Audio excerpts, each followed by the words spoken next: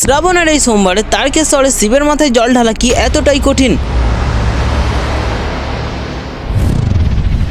তো আমি প্রথমবার যাচ্ছি শেওড়াফুলিতে গঙ্গা জল তোলার পর প্রায় 40 কিলোমিটার রাস্তা হেঁটে পার হয়ে তারকেশ্বর শিব মন্দিরে জল ঢালতে, যেটা এই সময়টাই এত সহজ ব্যাপার নয়। এই সময়টাই বাবা তারকনাথের দর্শন পাওয়াই অসম্ভব ব্যাপার। তাই এই ভক্তি ভরা চ্যালেঞ্জে আমাকে অনেক কিছুর মোকাবেলা করতে হবে। তো চলো দেখা যাক আমি এটাতে সফল হতে পারি কিনা। তো আমি তারকেশ্বর যাচ্ছি প্রথমবার। আমাদের এখান থেকে শেওড়াফুলির রাস্তা প্রায় 4.5 ঘন্টার। আমাদের পাড়া থেকে একটা কন্টেনারও করা হয়েছে সেখানে পৌঁছানোর জন্য। শেওড়াফুলি গঙ্গার ঘাট থেকে গঙ্গা জল তোলার পর আমাদের সবার প্রথম হেঁটে পৌঁছাতে হবে ডাকাতকালী টেম্পল, তারপর কাশী বিশ্বনাথ ধাম, তারপরে ফাইনালি পৌঁছাতে হবে তারকেশ্বর টেম্পল। আর এটা আমার ছোটবেলাকার আশা ছিল। আমি ছোটবেলায় ভাবতাম তারকেশ্বর যাব এবং শিবের মাথায় জল ঢালবো।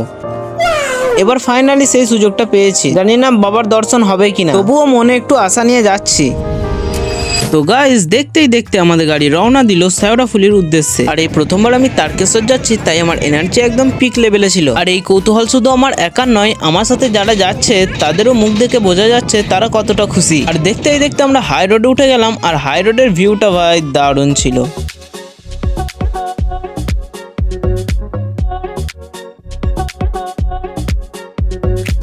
এইভাবেই যেতে যেতে আমরা প্রায় হাফ রাস্তা আসতে আমরা দেখতে পাই স্পাইডারম্যানকে, তাও আবার বাইকে করে। দেখতে পাচ্ছ বিল্ডিং না থাকলে স্পাইডারম্যানের হালটা ঠিক কিরকম হয়। বেচারাকে বাইকে করে যেতে হচ্ছে। আর ভাই এ তো আমাদের ভিডিও বানাচ্ছে। ভাই মজাই এসে গেল ভাই স্পাইডারম্যানের সাথে দেখা করে। হ্যাঁ বাই বাই স্পাইডি ভাই।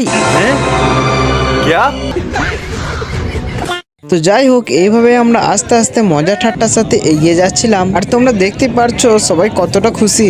আমরা যাচ্ছি তারকেশ্বর বাবার ধাম আনন্দ উপভোগ করতে এবং বাবার মাথায় জল ঢালতে। তো ফাইনালি দীর্ঘক্ষণ রাস্তা পেরিয়ে আমরা পৌঁছে গেলাম শেওড়াফুলিতে। এখানে আসতেই তো দেখছি অনেক ভিড়। এখানে আসার পরই যে যে জিনিসগুলো কিনতে হবে সেগুলো আমি কিনে নিলাম। তাও যেগুলো আমি কিনেছি সেগুলো হচ্ছে দুটো প্লাস্টিকের পিপ নিয়েছি এবং একটি ব্যাগ ও একটি ওয়াটারপ্রুফ পাউচ, ফোনটাকে জল থেকে বাঁচানোর জন্য। তো এই সমস্ত কিছু কেনার পর আমরা সকলে রওনা দিলাম গঙ্গার ঘাটের দিকে, কারণ এবার আমাদেরকে গঙ্গা জল তুলতে হবে। আর আমি তো একটা জিনিস দেখে অবাক হয়ে যাচ্ছি, আমি যতটা আন্দাজ করেছিলাম তার থেকেও বেশি ভিড় এখানে। আশেপাশে অনেক দোকানও বসেছে দেখছি। এই সময়টা এখানকার মানুষের অনেক রকম ইনকামের পথ খুলে যায়। তো তোমাদেরকে একটা কথা বলে দিই, আমি এখানে জল তোলার ভিডিও তো করতে পারবো না, কারণ ওখানে অনেক বেশি ভিড় হবে। তাই ফোন নিয়ে যাওয়ার রিস্ক আমি একদমই নিতে পারবো না। তো এখানে অনেক রকম থিমের বাঁকও দেখতে পাচ্ছি আমরা। আর এখানে আমরা এক কাকার কাছে ব্যাগ রেখে গঙ্গা থেকে জল তুলতে যাব। ওই যে তোমরা দেখতে পাচ্ছ গঙ্গা নদী, ওখান থেকে আমরা জল তুলবো। তো এবার আমরা একটু খাবার সন্ধান করছিলাম, কারণ আজকের দিনটা আমরা সারাদিন নিরামিষ খাবার খেতে পারবো, কিন্তু কালকে জল ঢালতে হবে, কাল উপোস থাকতে হবে। কিন্তু এখানে খাবারের রেট শুনলেই মাথা খারাপ হয়ে যাচ্ছে। এত বেশি খাবারের দাম এখানে। শুধু ঘুগনি আর মুড়ি দিচ্ছে, ওতেই 50 টাকা প্লেট নেবে। তো যাই হোক গাইজ, এখন আমরা জল তুলে নিয়েছি। আর তোমরা দেখতে পাচ্ছ কাকিমারা মাথায় তিলক লাগাচ্ছে। আর এখান থেকে আমাদের চালু হবে হেঁটে চলার যাত্রা। আর এই হাঁটা পথে আমি একটা চিন্তাই করছিলাম, দল ছাড়া হলে একদম চলবে না, দল ছাড়া হব না। কিন্তু যেটা করি ভয় সেটাই তো হয়। কিছুটা রাস্তা হেঁটে যাওয়ার পরই আমি আর আমার এক ভাই দুজনেই দল ছাড়া হয়ে যাই।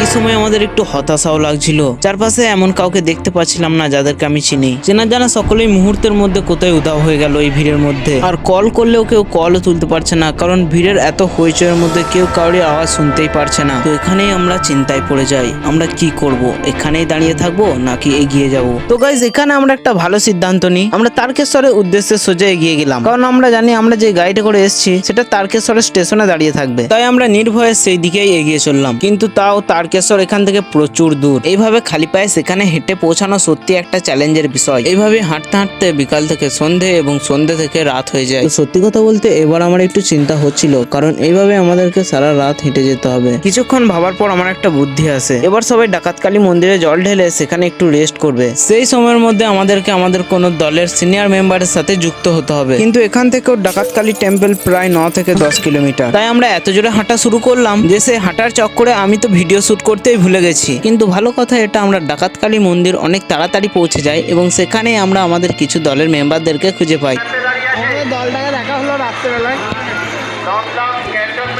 ডাকাতকালী মন্দিরে জল ঢেলে এবার আমরা যাচ্ছি কাশী বিশ্বনাথ ধামের উদ্দেশ্যে। তো আমাদের দলের কিছু মেম্বারদেরকে খুঁজে পাওয়ার পর আবার আমরা হারিয়ে যাই, কিন্তু এবার আমাদের কোনো চিন্তা ছিল না, কারণ এবার আমাদের সাথে ছিল একজন সিনিয়র। তো এবার আমরা কোথাও না থেমে সারা রাত হেঁটে দুটো ব্রিজ ক্রস করার পর আমরা ফাইনালি এসে পৌঁছাই কাশী বিশ্বনাথ ধাম। আর এখানে রেস্ট করার পরই আমাদের পা আমাদেরকে জবাব দিয়ে দিচ্ছিল। আর আমি দুটো নতুন অ্যাংলেট কুড়িয়ে পেয়েছিলাম, এগুলো কার বটে সেটা তো আমি জানি না, কিন্তু পায়ের আরামের জন্য আমি এগুলো পরে নিয়েছিলাম। তো এখানে একটু রেস্ট করার পর আমরা আবার চালু করলাম আমাদের হাঁটা যাত্রা। এখান থেকে হাঁটা শুরু করার পর আমরা আবারও একবার রেস্ট নিয়েছিলাম। তোমরা দেখতেই পারছো হাই রোডের পাশে শুয়ে আছে এবং ভক্তরা পাশ দিয়ে হেঁটে যাচ্ছে। পায়ের অবস্থা একেবারেই খারাপ হয়ে যাচ্ছে, একবার বসলে মনে হচ্ছে না যে আর উঠি। আমি লাইফে প্রথমবার এরকম কিছু একটা এক্সপিরিয়েন্স করছি ভাই। রাস্তার ধারে কিছুক্ষণ রেস্ট নেওয়ার পর আমরা সোজা এবার হেঁটে পৌঁছাই তারকেশ্বর গেট।